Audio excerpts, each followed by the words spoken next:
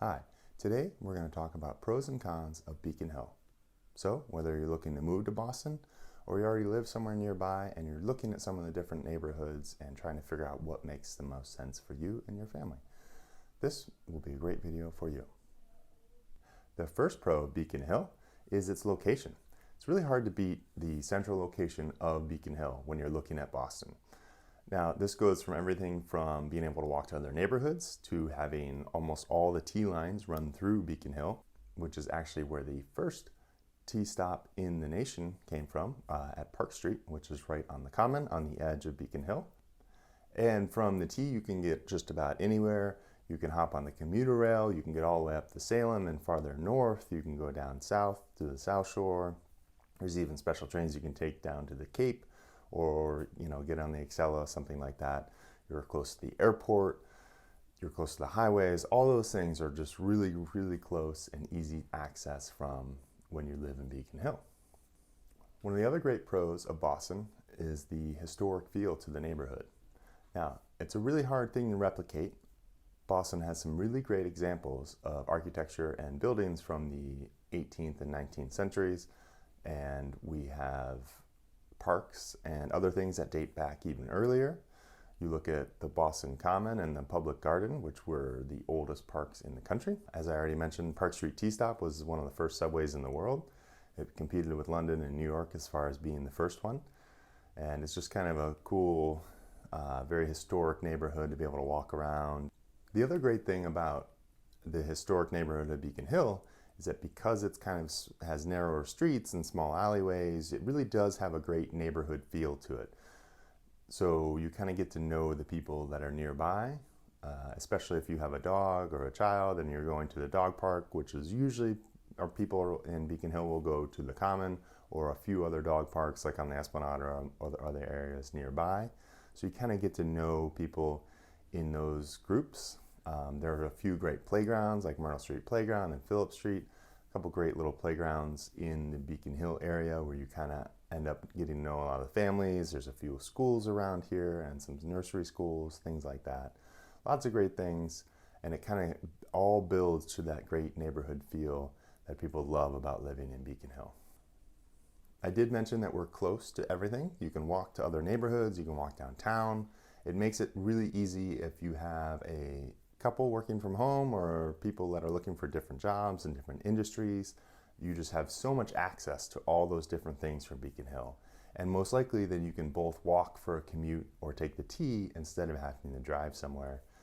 If you're working at MGH or any of the campus there, which is one of the biggest employers in Massachusetts, MGH campus is right in Beacon Hill, or technically West End, which is kind of part of Beacon Hill. It just depends on how it is defined. You're also close to some of the other hospitals and other large organizations nearby. You're a couple minutes walk down into Back Bay and the South End.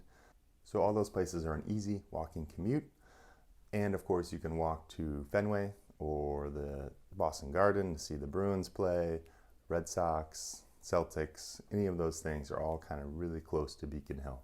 Speaking of things going on, the events in Beacon Hill are great. So there are a couple quarterly and yearly events that take place, whether it's around the holidays or it's something like Halloween is a big event in Beacon Hill. There's also a Fall Fest and a few other events like that, and get to know your neighbors a little bit, which is an amazing thing. And there's some great organizations that help do this. So I would suggest that if you do plan on moving to Beacon Hill, look into some of those organizations and neighborhood groups.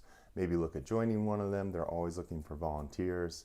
And it's a great way to kind of get more involved with the community of Beacon Hill, as well as Boston in general. You're also close to the Esplanade, whether you're going for a run or a walk along the Charles, going to a concert on the Half Shell. You could walk to the park to do Shakespeare in the Park, things like that. So I mean, there's just so much going on right on Beacon Hill that you have access to. It's just a wonderful place to be. Of course, that doesn't mean it's all sunshine and rainbows here. I would say for cons, there are a few. Some of them are depending on kind of what your situation is and what makes sense to you. I think that the first one we should talk about is probably parking. You can certainly get by in Boston, especially in Beacon Hill, without a car. There are plenty of people who do this. I'm not one of them. I feel like I have to have a car. I drive it just enough that I need it. But parking is certainly an issue and something you should take in consideration when moving to Boston and specifically to Beacon Hill. Although Beacon Hill resident parking isn't as bad as some of the other neighborhoods that I won't mention here specifically, but I do actually have a whole video on residence parking specifically. And the basic principle of resident parking is that if you are a resident of a neighborhood, you get a sticker for your car, and then you can park on those streets that are marked, and you park for free. You just make sure you move for street sweeping, things like that. It is a free program. I've done it for years. It works. You just need to learn a couple of tips and tricks, which is what that other video is for. And it's pretty manageable. Some different neighborhoods are a little harder. Beacon Hill has been more difficult in the last few months just because of the amount of construction going on right now, which takes away a lot of spots. But for the most part, you should be able to find parking. There are also a couple other area garages, and there are a few houses and condos that have their own parking spaces in them, which is a great perk. So if you do see parking on a listing and when you're looking, expect that to add a lot to the value of the place, but also be a really nice perk if you're looking. Speaking of construction in Beacon Hill, I would say one of the other cons is the amount of construction that's going on. There's usually some sort of street being torn up, whether it's on Revere Street or Irving or one of those streets. Lately, there just seems like there's always construction going on. It's not something that would ever stop me from moving to a town because cities are always under construction. It's just the nature of being in a city, is it just constantly needs to refresh itself and fix things and things like that. It just feels like for the last couple of years, Beacon Hill always has at least one street that's being torn up, and you have to either drive around or drive over the big metal plates. Hopefully you're not on a thin-wheeled bike or a one-wheel, something like that, because it can get a little dicey. The other thing that can be a con is the noise. This is more of a city issue than a Beacon Hill issue, although being right next to MGH, which again is one of the biggest hospitals in the state. There are a lot of ambulances, there are a lot of helicopters that land there. When the wind is right, the planes also from Logan are going to be close enough that you'll hear them. But again, it's more background city noise. While it can get annoying at times, for the most part, it's something you really don't notice that much. At night, it's relatively quiet. I'm sure I missed a few pros and cons, but if you have any that you can think of, please drop them below in the comments, and I'd love to hear. Maybe something about the potholes coming up Irving Street.